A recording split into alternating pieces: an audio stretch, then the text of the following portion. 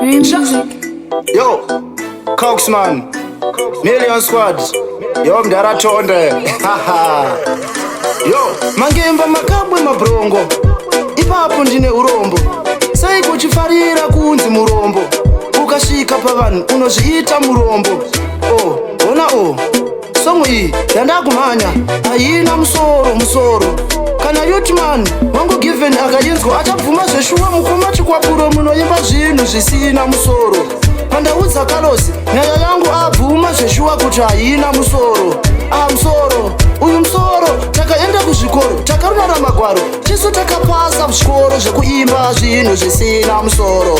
Mayuti sei kusina hunhu akakuudza kuti vanhu vakuru vanogara pasi iwe wakagara pachituro ndiani? Saka ona ndakutanga kanya yake kuseka boys ndati iwewe usazongoseka.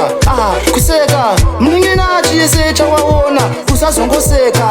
Kuseka nyanya ndauya nayo boys inopa kuseka zvekuti makayenzwa mese muchatanga kuseka kana uchida kuona kuti vanhu vanoseka.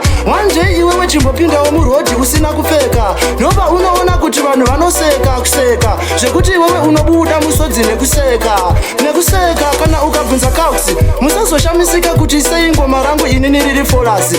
Tiri bad them dead tinoimba zvimangoma zvisina korasi. Vamwe vese isusu takaliita forasi vari kumuswe tinomhanya ngoma zveukunge Bugatti Verona. Hamusati maona ndinoparadza kunge chirwere chekorona. Ndiri pamuromo mangoma inini kanga ndinobika nemuromo. Saka ngoma rangu harina korasi musazoshamisika kuti sei ngoma risina forasi. Mangemba makabwe mabrongo ipapo ndine urombo.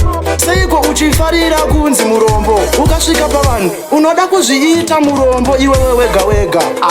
Seiko boys musingangondiudzawo kuti chikwapuro chimboimba zvine musoro. Pamusoro iwewe pamusoro chatangira kumusoro repo kumusoro takananga kumusoro. Iwe ona ndichiimba ngoma risina musoro takaenda kuzvikoro takapasa magwaro tisu takavharisa vhuro nevharo yekuimba zvisina musoro. Kana mudharatonde paachinzwa ichi abvuma zveshuwa mufana wangu uchatonotora awadhi yekuimba zvisina musoro. Amen, haleluya. Straight outer.